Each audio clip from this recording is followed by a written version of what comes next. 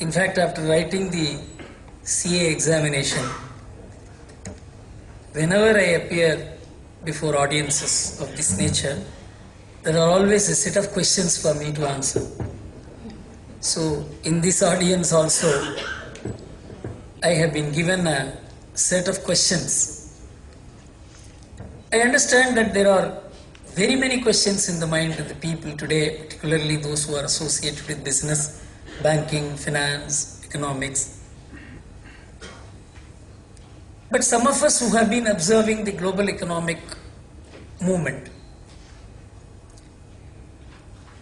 the fundamentals and the forces driving the global economy in the last 15, 16 years, this crisis was no surprise. All of you understand business, all of you understand finance, though the high reaches of finance about which some of the mention was made here, about derivatives and all that are not a matter of high familiarity in India. But much of us understand what generally business and finance means. See, money is generated by the people. Money is generated by people who work and earn and deliver goods and services. It's very important. So after they earn the money, they spend the money or save the money.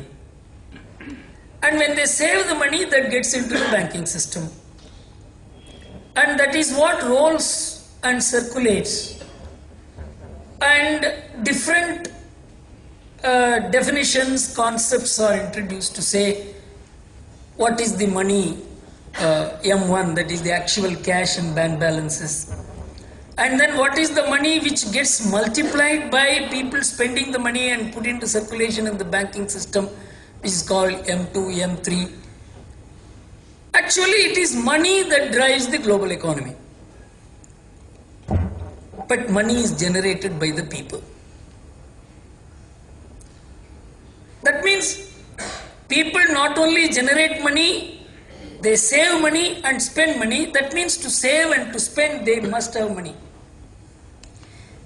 Unless the people have money to save and to spend, there can be no economy. You know, it is 10 years since the people of America had money either to spend or to save. They had borrowed their next year's income and spent this year. You know, some 9.8 crore American families have today 120 crore credit cards on which they owe $2.8 trillion. You can understand the magnitude of the pressure under which the primary trigger of the American economy is being stressed.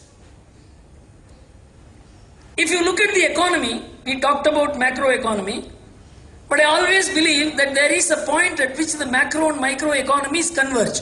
For example, families save and accumulate the family savings, it becomes the national savings. Families spend, accumulate the family expenditure, it becomes the national consumption expenditure. Different people invest, accumulate all of them, it becomes national investment. So this micro and macro economics is only in the aggregation process. You dismember and disaggregate the country, it becomes micro. If you aggregate all of them, it becomes macro. This macro and micro is only for statistical purposes. By a look, how can you ascertain? For example, it is when you look at the macroeconomics, it is managing by exception. You are a businessman. You have 4 or 5 figures by which you understand your business. What is the sales? What is the collection? And you don't look at the profitability every month. You look at certain things which will ultimately result in profitability. Like that, you can't look into what each family, how much it saves, each region, how much it saves, how much the corporate save, how much the government saves. You will not look into all this. How much the nation saves. But it does not mean that the nation can save without the people saving. It is not that the nation can invest without the businessman investing. So this macro and microeconomic distinction should not be taken to a point where microeconomics is not at all important. You have to look at only macroeconomics. This is one of the things which virtually destroyed the American drive for leadership today. I will come to it a little later. All that I want to mention is that microeconomics is a very, very important part of macroeconomics. Now all of us understand there is a crisis today. As I said, some of us who have been keenly observing the US and the US driven world and what drives the US and what is happening today, for us it is no surprise except that some of them expected this to happen 2 years later. It has happened 2 years ahead. That's all the difference as I see it. And in fact I have been writing on this subject quite long. Many of you may not be familiar with Tamil. I have been writing for the last 6-7 years as to how America has got into a position from which there is no way it can recover within the four corners of economic theories. The problem with America is not economics. The problem with America is politics and sociology. Unless you fix the American sociology and American politics, you cannot fix the American economics. No other country in the world has got into this difficulty. In fact, if you see the G20 declaration and the comments of different media people, economists, who have observed what has gone on in G20 and in the weeks preceding the G20 meeting, as to what Germany and France have been doing, as to what Europe has been doing. If you want to look at Forbes.com dispatch of 16th November, which is the day after the G20 meeting took place, they said Europe has got all that it wanted in the agenda, and the sum and substance of the agenda is that this Anglo-Saxon model of capitalism will not work, not only for the world but also for America. This is the sum and total of what happened on the theoretical plank of G20. We club the West together, but it is not correct to club the West together. The West is not homogeneous except in color. You know, there is a debate going on in the last 15 years in Europe, and particularly in the last 6-7 years from 2001, as to what is the fundamental drive of the global economy, which is the American economy, and how such serious economies like Japan, which is the number 2 economy, Germany, which is the number 3 economy, France, which will come in the range of 7th or 8th economies, how they have been protesting against the way the world is being nose-led by the US.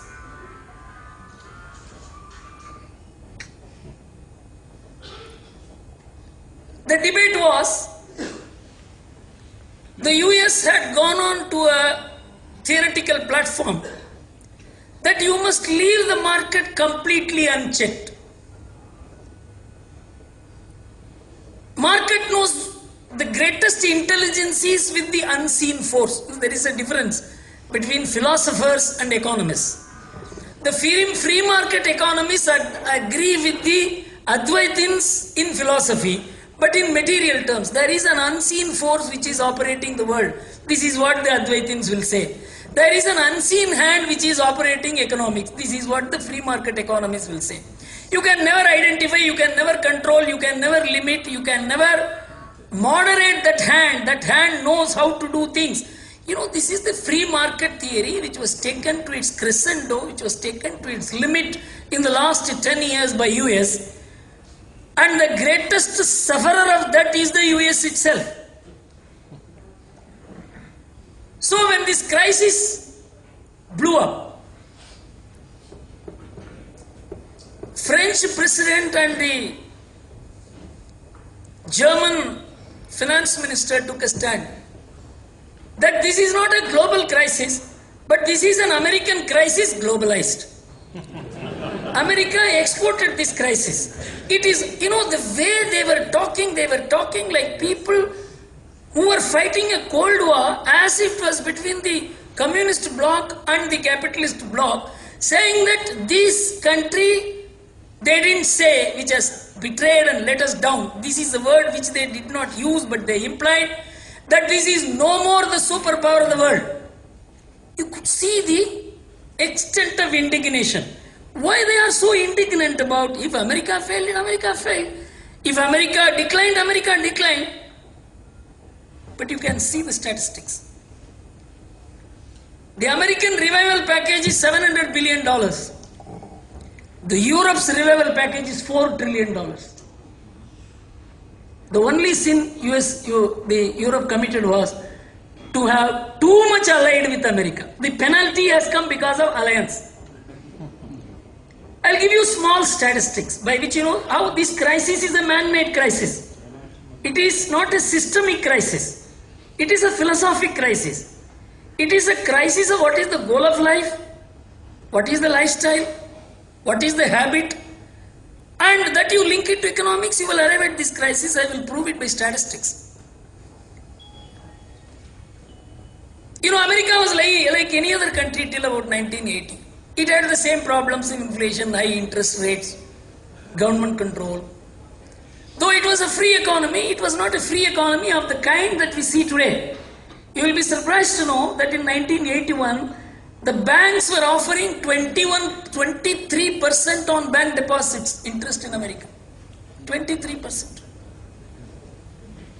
You can understand what would be the lending rate in America.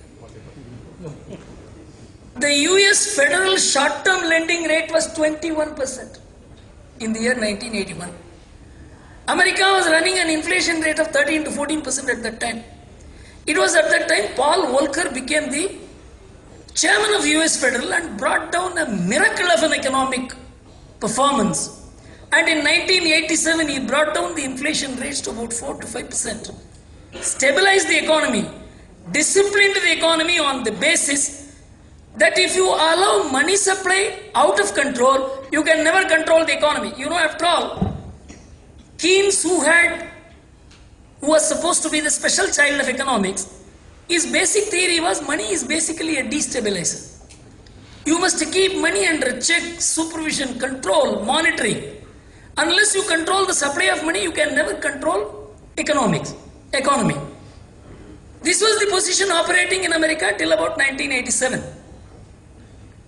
See what happens afterwards. At that time, Alan Greenspan takes over as the US federal chairman. Called the money god. He was equated to the god. It is in the sense of not our Lakshmi. Our Lakshmi is a very responsible god. Here is a god which went about irresponsibly about money, and I will tell you how irresponsibly. It doesn't require much of economics to understand this irresponsible nature of economics. From 23%, that is 21% is the US federal bank rate, they kept on cutting down the interest rate. Why they cut down the interest rate? Of course, it was a high interest rate. Such an interest rate could not have been maintained because where in one country the interest rate is 10%, in another country interest rate is 4%, in one country the interest rate is 20%. The whole world gets destabilized because the country which has the highest rate of interest will attract the greatest amount of foreign investment. And when it attracts that kind of foreign investment, the currency becomes very strong. That is how dollar became very strong. Why dollar had such high rate of interest was, dollar was backed by gold at one point in time till 1970. Afterwards, dollar had nothing to back actually. It's a huge history which I don't want to go into at this moment. And once the dollar ceased to be backed by gold, the dollar became a paper currency, and the paper currency had to get acceptability throughout the world, which is only through the economics, politics and military power of America. And one of the instruments by which America provided enormous amount of strength and acceptability to the dollar is the interest rate. In 1981, when the interest rate was 23% offered by banks, only 5.6% of the American families had stock market investment. Just 5.6%. Because the interest rate was so high, there is no meaning in going to the stock market. Then they began cutting down the interest rate. This is where you must understand the foundations of modern financial capitalism was laid. When the interest rate came down to 8% in the year 1990, that is the bank rate, the deposit rate would have been 1 or 2%, 3% higher. In the year 1990, 25% of the American families got shifted to the stock market. In the year 2001, from 1981, 1990 to 2001, the interest rate is cut to 1%. 55% of the American families get into the stock market. Not only that, families put their savings in stock market, the retirement funds, pension funds, health funds, all the social security funds, they began increasingly investing in stock market because the interest rates they were getting on bonds and other bank deposits were so low. They began shifting their investments. By 2001, 2003, 60% of the pension and retirement funds of $16 trillion. $1 trillion is today 49 to 50 lakh crores. You can understand what 16 trillion means. Out of that, 60% got invested in stock market. By 2001, there was virtually no distinction between American stock market and American economy. The confluence, the interconnection, the merger was so complete. If the stock market fell, the American economy fell. If the stock market rose, the American economy rose. You must understand the criticality of stock market in the American economy is entirely different from the role of the stock market in other economies. Take for instance 2 other economies which are very powerful economies, number 2 and number 3 economies. Take Japan for instance. You know the country with the highest savings in the world is Japan. Their total banked savings is $12.5 trillion. This is cash. You know what is the interest rate the Japanese banks offer to the Japanese depositors? Can anyone make a guess? For a 5-year deposit, the Japanese offer 0.8% interest. If somebody wants to go to the bank and say, you keep my money for 1 year. They said, you give me 1%, I will keep your money. You have to pay me to keep your money. It's a bloody responsibility to keep your money. You know what is the amount of money total Japanese savings kept in banks? 56%. And they could well have invested in American banks, Indian banks, Malaysian banks, banks in Europe and got higher rate of interest. I cannot understand why the Japanese chose only Japanese banks in which they will pay money to keep money or get 0.8% interest and still will not interest at 10% or 5% or 6% in banks elsewhere. That's also a successful economy.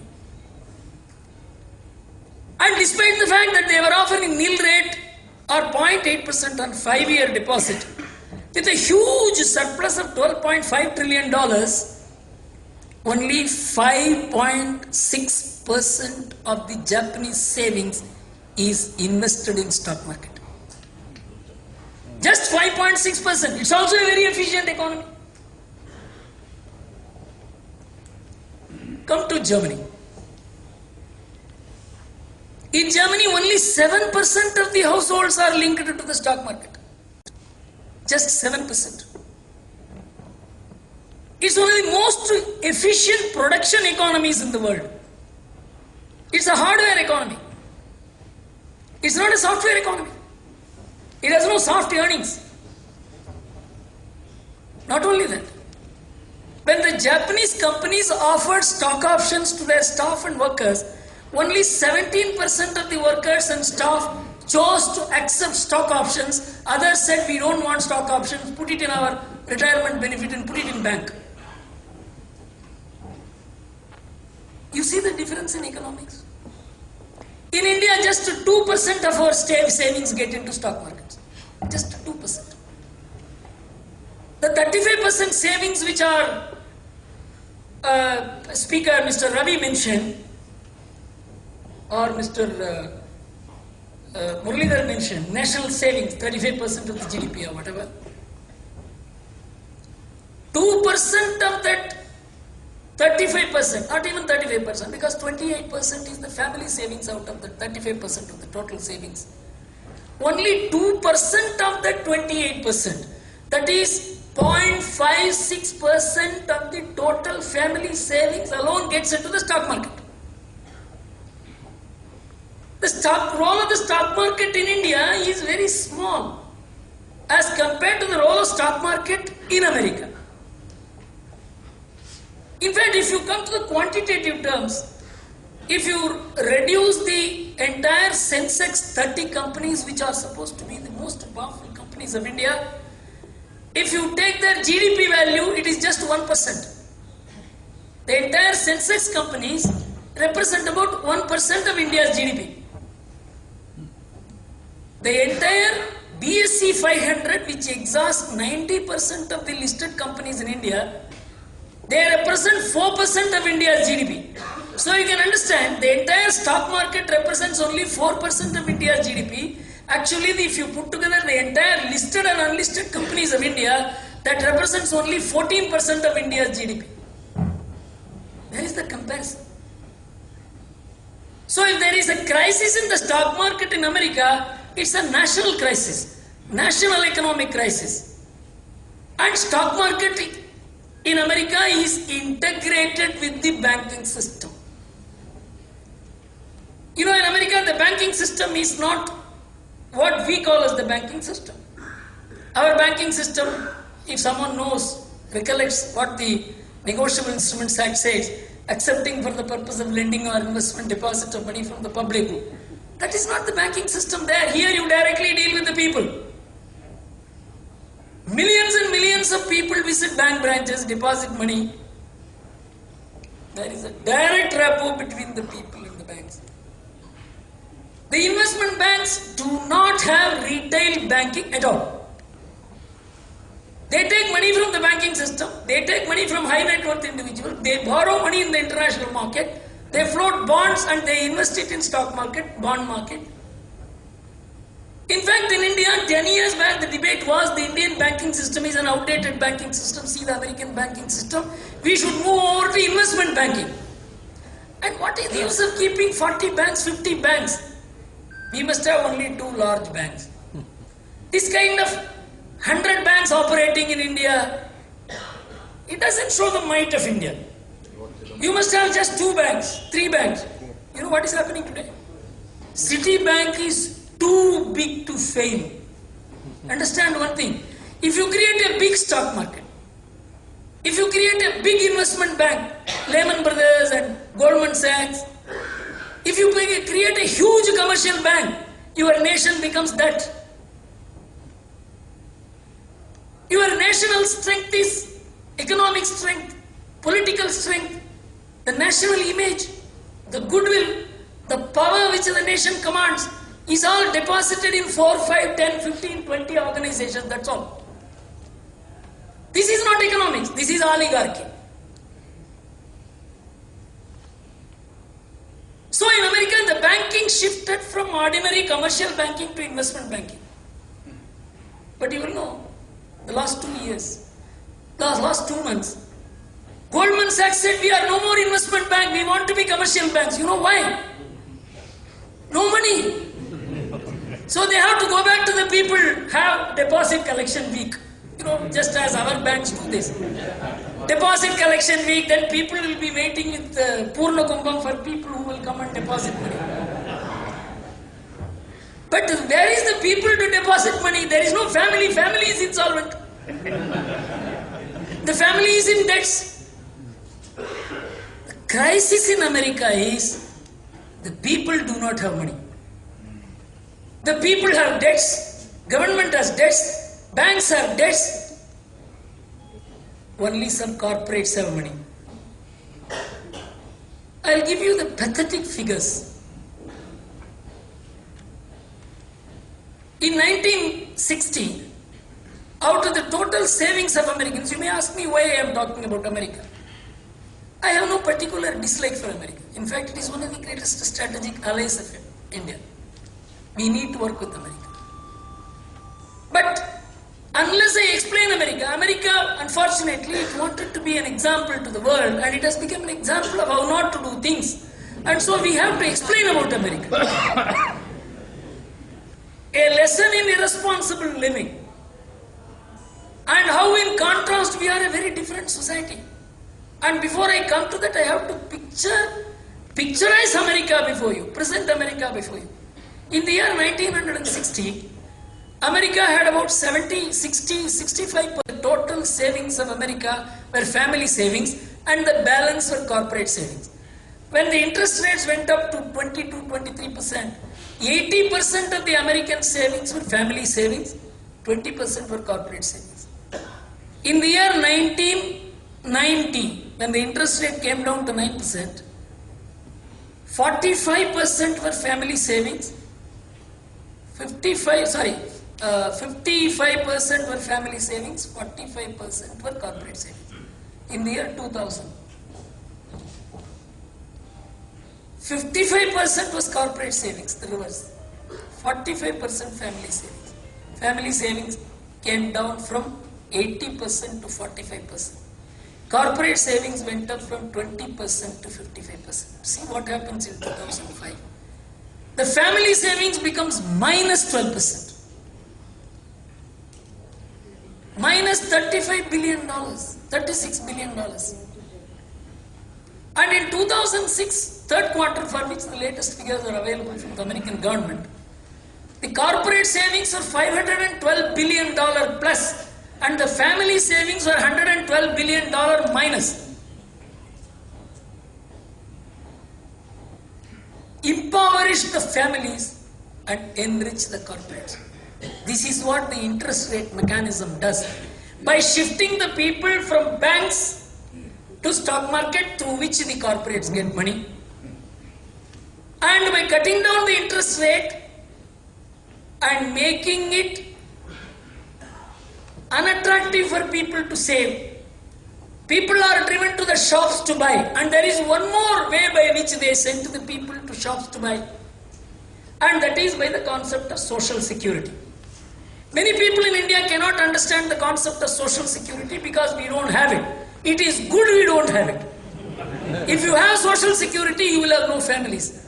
Sometime in 1993 or so, Narasimha Rao, when he was the Prime Minister, he proposed that any aged parents who are beyond 60, who are not looked after by their sons, the government will pay 1,000 rupees per month to them. He wanted to make 94, I think, just before the election. Many of us were so perturbed that if this one order is passed, all the parents above the age of 50, 60 will be standing before Narasimha Rao, and the sons will send them, you go and collect the money then. If there is any law which interferes with families, it will destroy the family. So America, they brought in social security. If the elders are not looked after by the youngsters, they will not be. In fact, America, the law came because the youngsters stopped looking after elders. The elders stopped looking after unemployed people. The brothers stopped looking after sisters. Because everybody became so individualized, they said, who are you? I have nothing to do. In fact, one son went to a court in America and sought a divorce from the father, and the court granted it. Because the American sociological principle is that there is no natural relationship between the people other than the fact that they are citizens of the United States of America. There is a philosophic, political, social model. This dates back to about 2.5 centuries. There has been a debate which has been going on in the Western societies between a relation-based society and a contract-based society. In fact, both Karl Marx and Adam Smith belong to the contract school thought. Emil Durkheim, who is a German, he articulated the other viewpoint that you cannot have a contract-based society unless you have a relation-based atmosphere. So, when they introduced contract-based politics, it became contract-based sociology.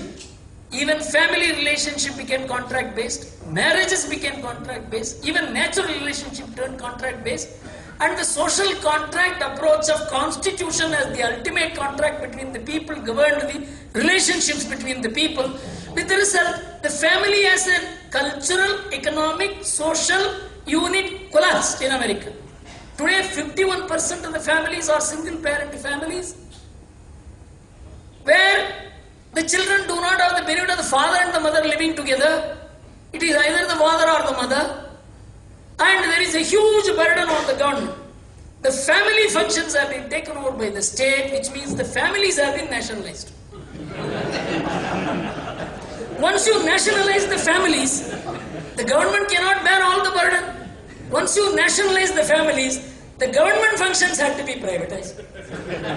Building roads, bridges, airports, seaports, water supply, municipal supply. You can understand the perversion of economics brought about by perversion of sociology, perversion of politics. With the result, the people saw no meaning in saving. Anyway, the government is going to provide for us. But don't think this was seen as a wrong thing. I don't know how many of you have come across a book written by Mr. Alan Greenspan. Last year it was released with all fanfare in the month of June, July. The title of the book is The Age of Turbulence. In that he writes, there is a huge imbalance in the world. The imbalance is that certain societies save a lot. When he meant certain societies, the Asian societies. 75% of the global savings is generated in Asia. And the entire 76% is borrowed by one country, and that is America. But in 1997, the Asian economies collapsed, and the primary reason for the collapse of the Asian economy was identified the capital account convertibility. Afterwards, nobody talked about capital account convertibility in India. In 2006 March, the Prime Minister of India addressed a foreign investment group in Bombay. Then he said, our country is so strong, so great, so powerful today that our financial system is irreversibly integrated with the financial system of the world, and now we have to make one step forward, and that is capital account convertibility. In the open meeting, he said, I am directing the RBI governor to prepare the roadmap for that. In 2006 March. And the finance minister said, yes, I will get it done. And he called the RBI governor, and the newspapers were, we are now just 10 inches away from full-scale liberalization. So the RBI governor, as usual, he appointed a committee. And he gave 3 impossible terms to that committee, that you must decide on convertibility if the fiscal deficit is less than 3%. He knows the politicians will never be able to achieve it. And the inflation rate is less than 5%. He knows it can never be achieved. And there should be surplus trade balance on our external account. He knows it cannot be achieved. He said, you achieve these all 3 impossible things, then the impossible capital account convertibility can be achieved. But imagine how irresponsible, and we call this man a great economist. And he said, Indian economy is irreversibly integrated with the global financial system. Mark this. This is March 2006. 30th September 2008, he comes back from America. Then everybody is asked, what is the biggest challenge India is facing? The biggest challenge India is facing is how to insulate our financial system in the global financial system. He said it is irreversibly integrated. Now he says how to insulate it from. See what he says on 16th of November. He said the global Indian financial system and global financial system are so integrated that it is not possible to do anything other than a coordinated approach for the world. What is this talk? Integration in 2006 March, insulation in 2008 September, and again integration in 2008 November. What do these people talk? Do they mean anything at all? But Indian economy is insulated. Indian financial system is insulated for three reasons. One, we have not allowed capital account convertibility. Two, we have not allowed foreign banks to operate in India. And many people say, see, Chinese have allowed the foreign banks to operate in China. China has told when Americans, all these foreign banks wanted to operate in China, they said, come on, you come and operate, we have no issue. They were stunned. They put red carpet, welcome. Citibank come, Barclays Bank come, but only one condition. Foreign banks should operate and open bank accounts, lend money to only foreign companies in China. And a corresponding direction was given to Chinese banks. Chinese banks will not open foreign bank accounts, foreign companies' bank account, or lend money to foreign bank accounts, foreign companies. The Chinese banks will lend money, open bank accounts only for Chinese. What is the use of their operating? They are only giving you a place to rent and have your own show with your own people. You cannot merge into Chinese economy. That shows leadership. But in India, anything that the foreigners do in their country is what we should do in India.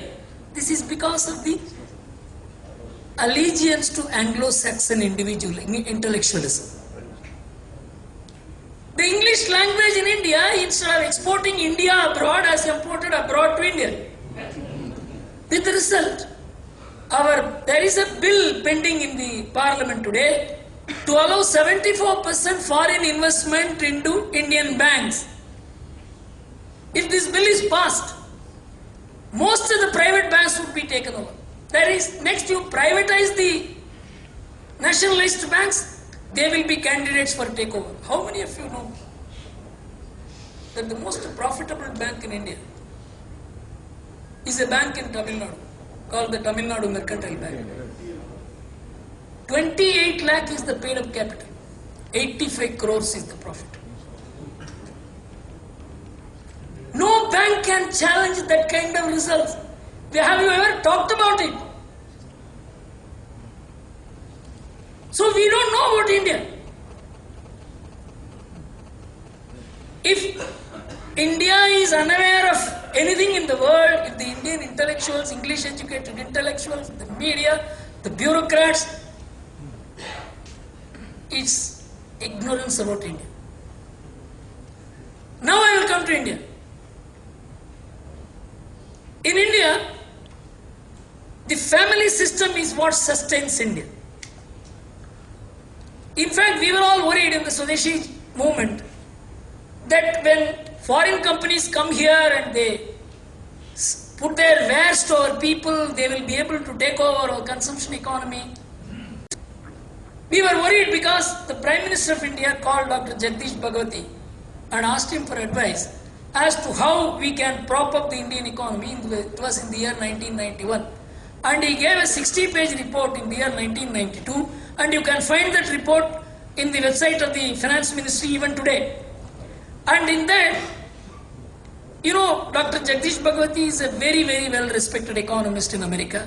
And Paul Krugman, who has got the Nobel Prize today, has acknowledged Dr. Jagdish Bhagwati as his guru. So you can understand the stature of Dr. Jagdish Bhagwati.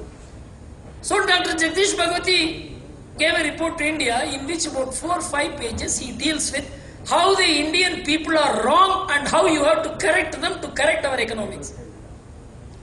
He said the Indians save wastefully. You must persuade the Indians to spend.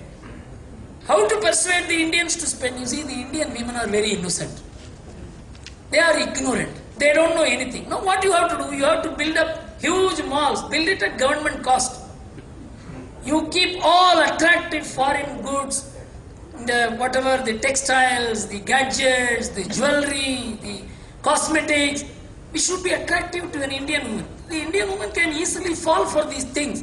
And then they will begin spending. They will get accustomed to spending. When they get accustomed to spending, then spending will promote production, production will promote wages, wages will promote. And then the whole cycle will restart. Unless you destroy the Indian savings, you cannot create an Indian economy. Very serious advice given by Dr. Jagdish.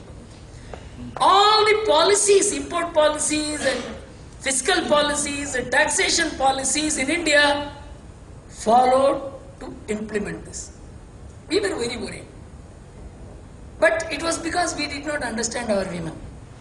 Our women sang the advertisement songs but did not buy the goods.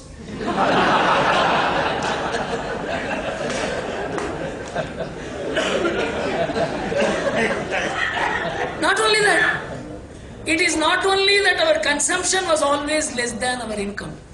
You look at the Economic Survey 2006, it brings out a fantastic element of the Indian sociology. It says, so 2007 Economic Survey, it analyzes the increase in the per capita income, increase in the per capita expenditure, and increase in per capita savings between 1999 and 2006, which is supposed to be the high growth period of India. It says whenever the per capita income rose, the per capita savings rose by a higher percentage than per capita income. And per capita expenditure rose by a lesser percentage than per capita income. Whenever the per capita income fell, the per capita income expenditure fell faster than the per capita income fall, and the per capita savings fell at a rate lesser than the per capita income fall. That means, it said, the expenditure gets adjusted whether the income is more or less, but the savings remains the same. Not only the quantum of savings, the quality of saving, safe savings. People not going to stock market. Again, the Indian family system and the Indian women are responsible because they don't allow their husbands to go to the stock market. Any more than they will allow him to go to horse racing. This is a fact of all family-oriented economies. There is a cultural foundation of economy. This you can see in Germany, this you can see in Spain, this you can see in Italy. France is a little out of the way. In the last 20 years, France has ceased to be a family-based society. And all the Asian societies, you can see this quality of not going to the stock market as the primary form of investment. So, if India is decoupled from the rest of the world, now you can ask me, your stock market went to 20,500, I'll give you the statistics, you know. In the year 2004 October, the total foreign FII investment into stock market was $27 billion. From 1993 to 2004, in 11 years, it was only $27 billion. In the next 4 years, from 2004 October to 2008 October, it goes up by $40 billion in just 4 years. And the stock market goes from 5,800 in 2004 October to 20,500 in January 2008. And just the foreigners pull $11 billion out. It comes back to 10,000 and less. So it is not our stock market. We only provided the playground for somebody to come and play. And if some of us are unintelligent to get lost in the game, it's not a national loss. In fact, I tell you how much the foreigners have lost in this as the flip side. The total foreign FII investment market value in October last year was $251 billion, on an investment of $67 billion. Today their investment cost is $56 billion and the market value of their investment is $45 billion. They have lost. The point I am wanting to make is that the stock market and partially the currency market is the only integrating factor with the rest of the world. Because capital account convertibility is there, the full currency market is not under the grip of the foreigners or foreign forces. In India, a very large part of the Indian economy is in a way decoupled from the world. In fact, yesterday, I was discussing with an American friend of mine, an Indian who has settled in America and has started this IT-enabled services, call centers. I asked him now what is the market. He told me something very different from what appears in the media. He said in America there is pressure on me to increase the Indian capacity because American companies cannot operate the American market under the stress conditions unless they offshore their jobs even more. I said, no, Obama says he will not. He said then he has to offshore America itself. You know why? You accustom people to easy life. It is not possible to maintain it that way. In India, car production will go down. According to me, two-wheeler production will not go down. Cycle production will increase. You can understand, it's a diversified economy. If there are only car users in India, and they have all borrowed money and bought cars, they have all borrowed money and bought houses, and when the economy goes down, the cars will be returned to the financier, houses will be returned to financiers. And 2.1 million families in America are living in garages and in cars. I don't want to go greater into American statistics. It's a horrendous statistics. When the American housing boom began in 1995, the amount of house properties in surplus, you will be amazed to know, the total number of house properties, the total occupied houses in the year, owner as renter occupied houses in the year 1996 was about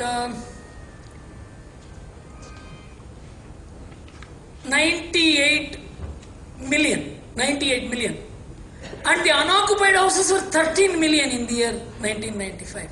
Unoccupied houses by the renter or the owner. And the housing boom starts there. You know why? Without housing boom, the American economy would have reached precisely where it is today by 2001. They begin giving money artificially. Buy houses, buy mortgages. The house values go up.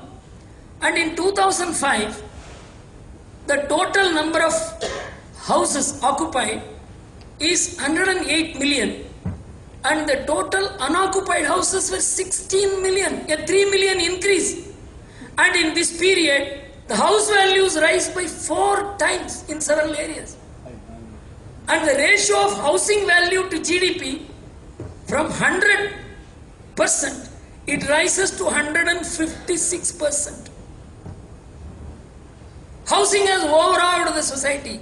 Falls rise in the value of the houses. I don't mind house values rising falsely. For example, I buy a house at 25 lakhs and my house value goes up to 1 crore. I am very happy about it. But in America, I buy the house at 25 lakhs not with my money. It is with the bank's money. And when it rises in the next 4 years to 100 lakhs, 1 crore, I have paid in that period about 4 or 5 lakhs. So there is a debt of 20 lakhs outstanding on a value which the market has given of 100 lakhs. Then the bank comes to me and says, you have an equity of 80 lakhs. I will lend money against it. What am I going to do? Don't worry, just 2%. You take the money. First 2 years, I won't even charge any interest. You take it. What will I do with it? Then the banks begin to sell in association with tourists. Macau? It's a beautiful place. You have never gone. If you don't take, your marriage will collapse. Your wife will be very happy if you take. 40 lakhs you spend. What is wrong about it? That is how people were made to spend money. People were turned into insolvents.